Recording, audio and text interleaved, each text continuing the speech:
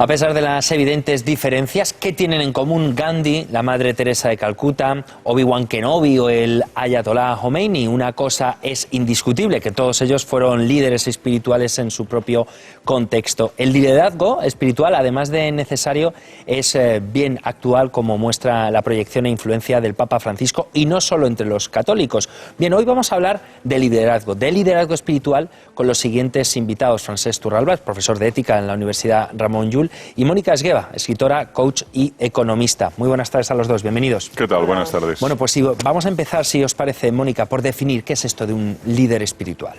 Bueno, yo creo que tiene las características comunes a todos los líderes, que es ese carisma, esa capacidad de generar un interés tan grande y una inspiración tan grande que les siguen, ¿no? Y lo que dicen, lo que hacen es muy seguido y tiene mucha influencia. Yo creo que la diferencia con otro tipo de líderes, como pueden ser los políticos, es que los líderes espirituales, su meta final, su objetivo, es beneficiar a otros.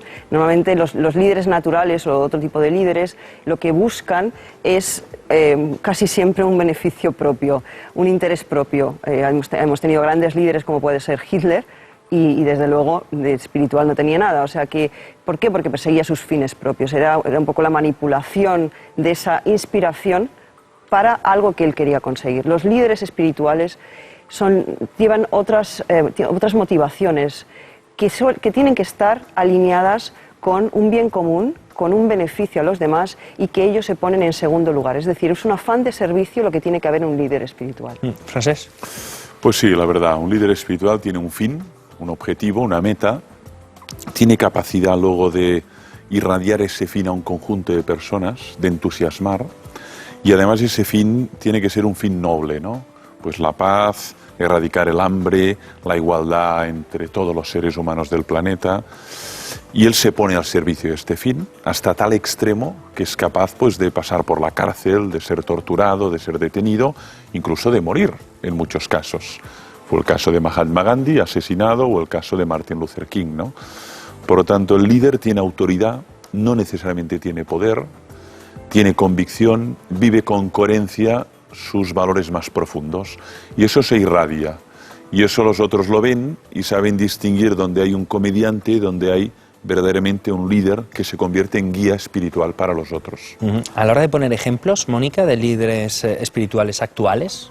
Bueno, yo creo que sería un poco mirar actuales. Yo obviamente pondría al Dalai Lama y al Papa Francisco, pero tenemos que ver que ha habido, no hace tanto, líderes muy importantes que quizá no sean tan conocidos por el gran público, como pueda ser Anthony de Melo, que era un jesuita indio con un poder de influencia muy grande, o pueda ser Aurobindo o Krishnamurti en Oriente, Confucio en otros tiempos. No sé, yo creo que tenemos diferentes ejemplos que merece la pena tener en cuenta.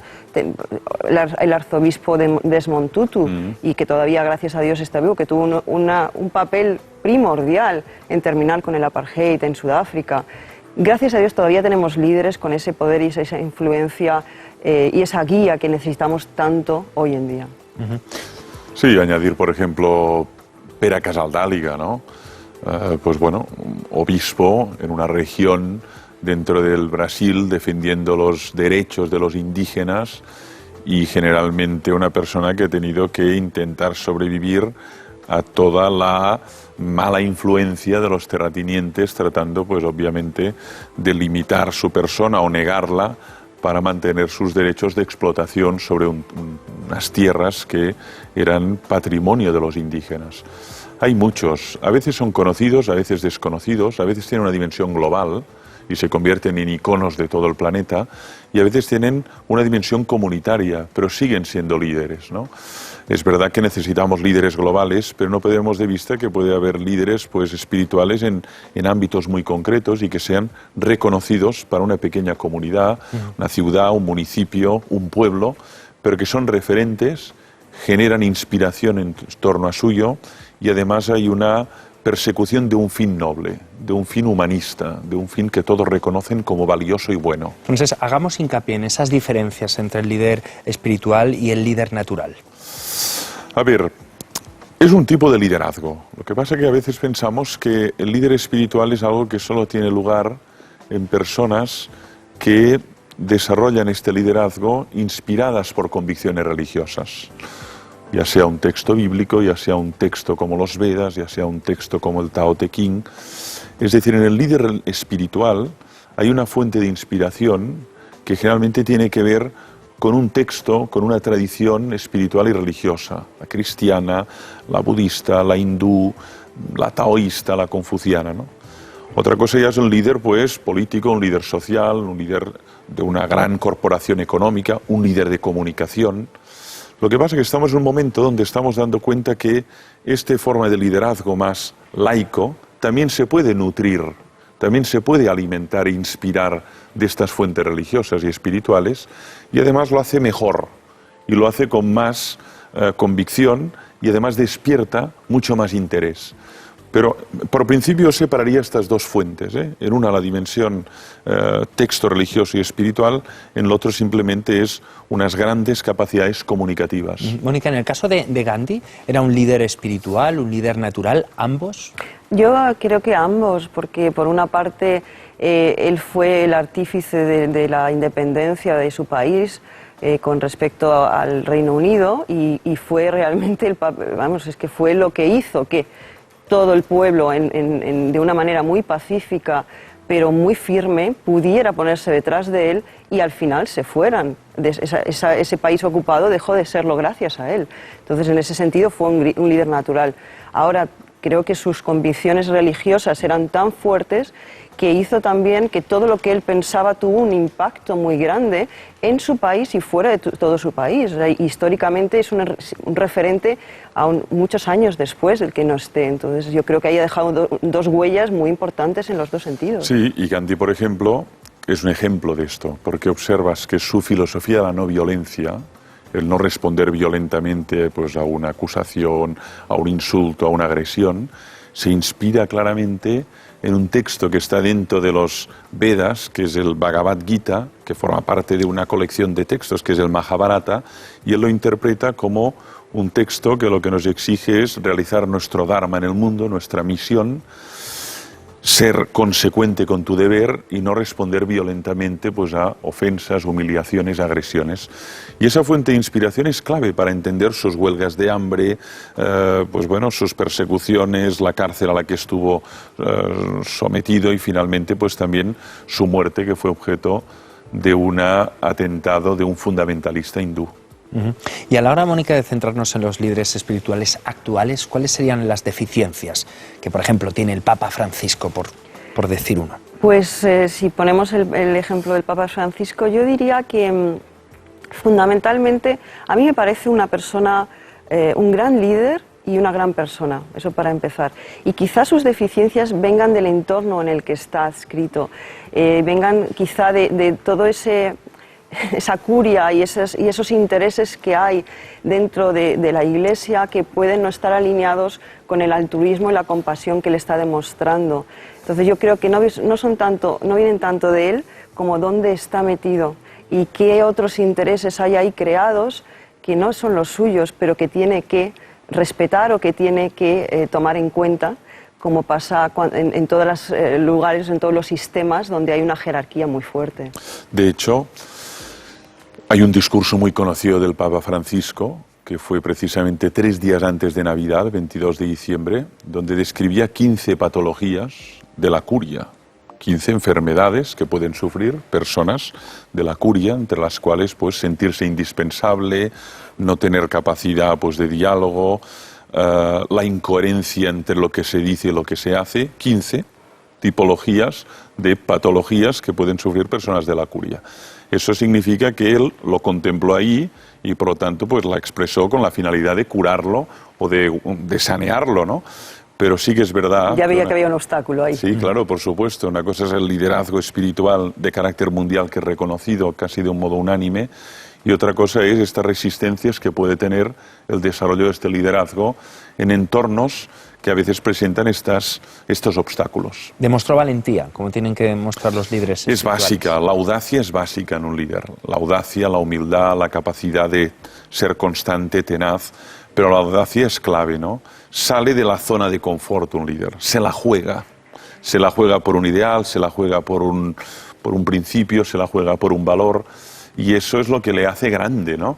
Porque sale y no sabe exactamente si esa salida tendrá eco, no tendrá eco, o tendrá malas consecuencias para su persona, para su salud. Y luego lo que tiene, para mí, algo para mí que es muy admirable, es que todos estos líderes espirituales no lo hacen, ese riesgo que toman no lo hacen para su propio beneficio, sino que realmente lo hacen porque creen que tomando esos pasos, que poniéndose en el ojo del huracán, van a poder ayudar a más gente que si se quedaran en su rinconcito. Y esto para mí es una de las cosas más admirables de un líder espiritual. Pero claro, ¿todos necesitamos un líder que nos guíe, Francesc?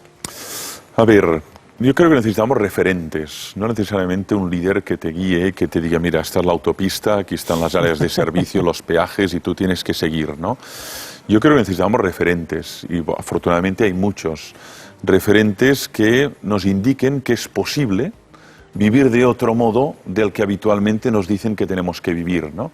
Y que es posible luchar para ideales nobles, luchar para hacer realidad valores y utopías. Si no hay referentes, al final podemos pensar que esto de valores nobles, principios, utopías es solo algo que pertenece al campo de la imaginación o de la fábula.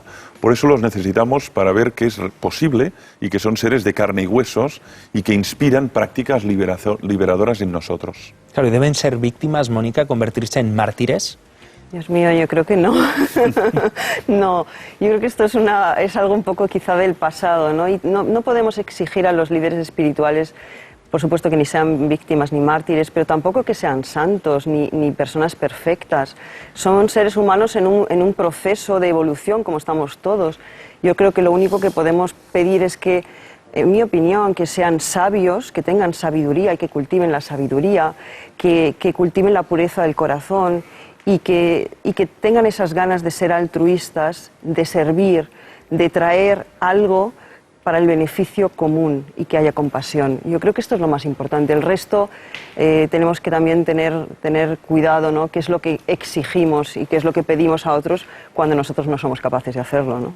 Sí, yo creo que, a ver, víctimas no, pero coherencia sí. Si el víctima, pues no necesariamente. Entonces tenemos un mártir, ¿no? Bueno, hay algunos que lo han sido y que lo son, pero sí que debemos exigir, si alguien tiene la pretensión de ser un referente en la sociedad a nivel mundial, es la coherencia. Porque cuando hay una incoherencia en su discurso respecto a su modo de vivir, entonces deja de ser referente, deja de ser líder. Y eso es lo que ha sucedido en muchos casos, en el ámbito político, social, comunicativo, empresarial, y eso genera un desencanto. Por eso es importante tener esos referentes que son como pequeñas estrellas en el cielo que dices, bueno, eso es posible, hay personas de carne y hueso que lo han hecho realidad.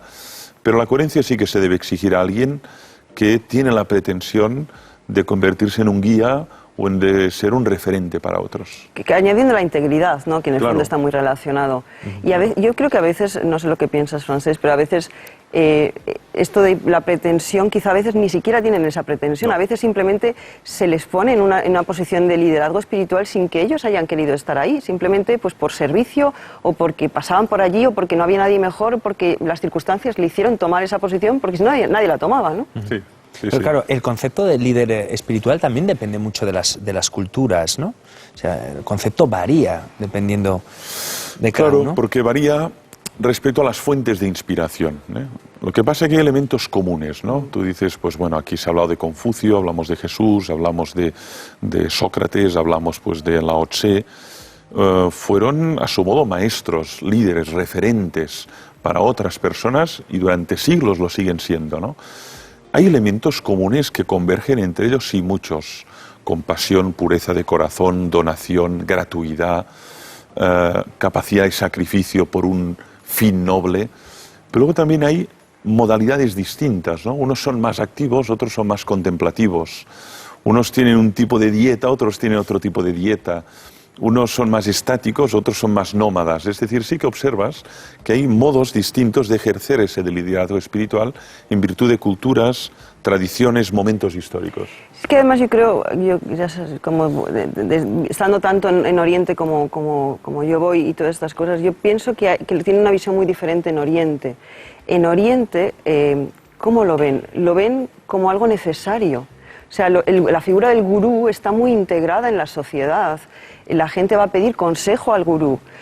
Aquí yo creo que somos demasiado individualistas y arrogantes y orgullosos pensando que no tenemos nada que aprender de nadie. Entonces, esto de tener un guía, ni espiritual ni de otro tipo, nos pilla tan lejano porque nosotros ya no lo sabemos todo. Entonces nos posicionamos en esta posición que sin querer o queriendo nos ponemos en un pedestal. No, tenemos mucho de lo que aprender. Luego no significa que ese guía lo tengamos que seguir al pie de la letra, pero el guía simplemente tiene que establecer, es un referente, como tú decías, establece unas líneas porque se supone que sabe más que nosotros y que nosotros podemos estar aprendiendo siempre, sobre todo de alguien que ya sabe más, que ha caminado ese camino. Entonces, luego ya lo integramos, si nos resuena con nuestra propia experiencia, con nuestras circunstancias, lo adaptamos. Pero ¿por qué no? ¿Por qué no vamos a aprender de unas personas que son más sabias que nosotros? Tenemos que ser un poquito más humildes, quizá. Fundamental esto, fundamental. Es decir, el líder explica, muestra, revela, da a conocer lo que es su experiencia vital, pero para que ello tenga lugar necesitas a alguien dispuesto a aprender, ¿no? A recibir, a hospedar esa sabiduría. Si no, no hay proceso de transmisión. Y es verdad que esta arrogancia nos hace incapaces, nos hace impermeables a esa transmisión y a ese fruto de toda una vida. Por eso es verdad, puede haber liderazgo, puede haber guía, si hay alguien que admite que no lo sabe todo y que puedo aprender de ti, y por tanto estoy dispuesto a escuchar tu narración, tu experiencia vital. ¿Y esos líderes nunca van a provocar enfrentamientos armados, Francesc? Yo creo que si es un líder espiritual en el sentido más auténtico del término, yo creo que no.